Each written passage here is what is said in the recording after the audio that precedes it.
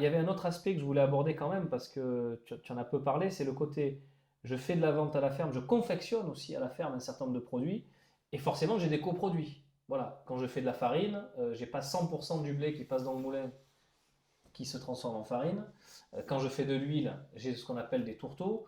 Donc il y a aussi peut-être la consommation de ces coproduits par les animaux. Et au final, de cette chose, je ne sais pas trop quoi en faire, ça devient de Mm. l'alimentation pour les animaux. Alors, sur la partie troupeau ruminant, donc Mm, cheptel bovin, on va passer quelques volumes de son mm, et puis également le tourteau de lin qu'on va placer plutôt en engraissement. ouais, Mais on a fait le choix d'avoir un système d'élevage qui n'est pas consommateur de céréales vraiment sur la partie élevage troupeau. Voilà. Donc ça consomme très peu de volume de coproduits.